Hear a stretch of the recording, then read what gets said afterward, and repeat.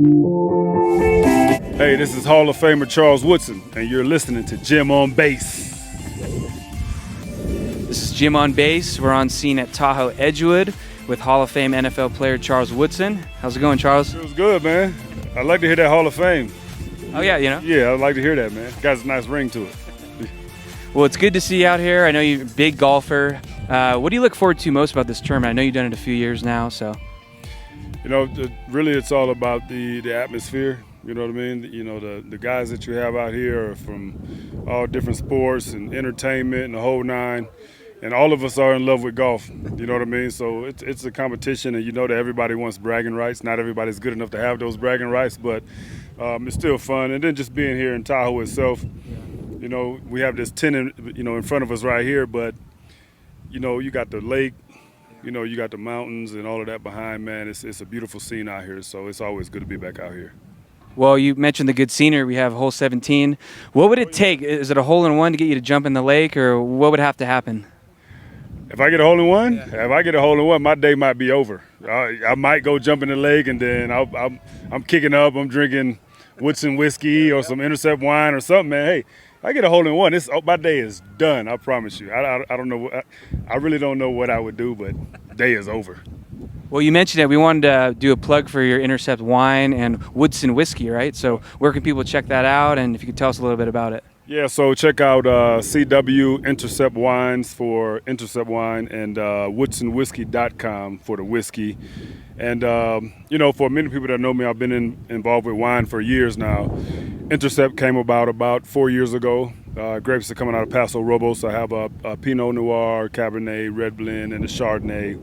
And all very, you know, good quality wines for a very affordable price. They usually retail between $19 and $22, depending where you are. And then Woodson Whiskey is out of Kentucky. Very smooth, easy drinking wine, whiskey, and I call it your official game day whiskey. So whatever game you're a part of, football, basketball, hockey, golf, whatever it is, that's the whiskey for you. Very smooth. Very flavorful. You get all the bourbon, you know, flavors, the caramel, the vanilla, a little bit of spice on the end. It's excellent, man.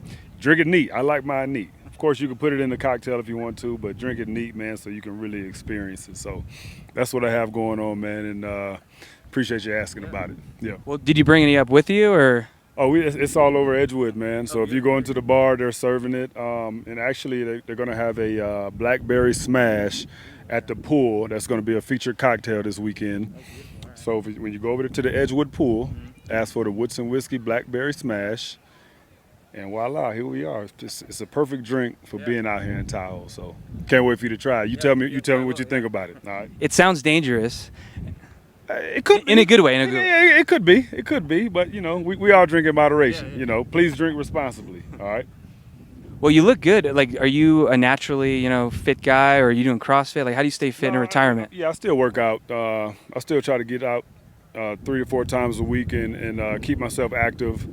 I feel like, you know, I always tell people I used to work out to be a gladiator, right? But now I just work out to stay alive. And it's all about trying to be healthy, trying to be fit. You know, I'm married, I have 2 boys. I'm trying to be alive for as long as I can and try not to let health be one of those things that, you know, keeps me from living that long life. So I still keep myself fit.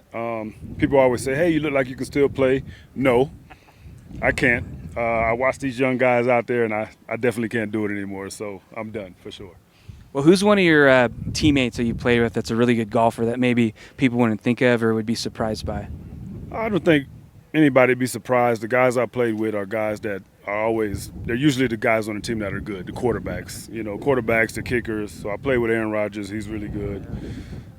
Derek Carr, I believe, is playing this weekend. He can swing them around. You know, Sebastian Janikowski, I don't know if he comes out here anymore, but, you know, he was a kicker for the Raiders when I was there, and he could swing them. So, you know, the kickers, they don't practice much.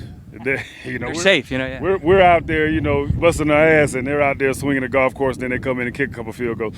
So, you know, usually those guys are good, and it's always the usual suspects. Receivers are usually pretty good. So, yeah, those are the guys. Well, last question for you: how important was it for you to come back to Oakland and finish your career in Oakland with the Raiders? You know, I never knew how important it would be until it actually happened. I never had any thoughts about, coming back to Oakland after I left Green Bay. I took a couple of visits to other places, and it was crazy. Old teammate of mine, Zach Crockett, called me. He was like, "Hey, man, come on home," and I was like, "What are you talking about?" He's like, "Man, come back and play for the Raiders," and I was like, "What?" And then I went out there and took a visit, and Raider Nation showed out in full force and just let me know that they wanted me back out there. And that was a crazy,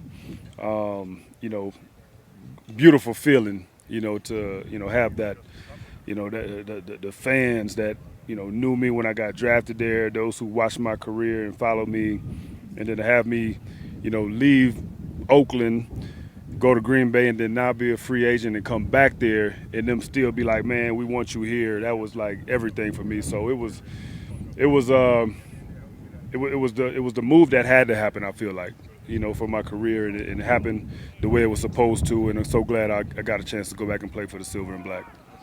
Well, thanks for the time. Any predictions, thoughts on the upcoming Raider season? Well, I mean, I think hands down playoffs. They'll be in the playoffs, but I think that they've made really good moves, bringing in Josh McDaniels, an offensive, guru, if you will, that I think is going to get the best out of Derek Carr and the pieces that they have. Getting Devontae Adams is huge, and I think that's probably the thing that people talk about the most. But having a Chandler Jones on the opposite side of Max Crosby is like, I mean, I say I can't play, but if I was going to play, it'd be good to play behind those guys. So they made some great moves in the offseason, and I'm excited to see what they do. Thanks for stopping by. We wish you a lot of luck this week in Tahoe. Great career, and just happy to see you out here and doing well. So, and check out Intercept Wines. CW Wine, Intercept Wines, WoodsonWhiskey.com. Check me out.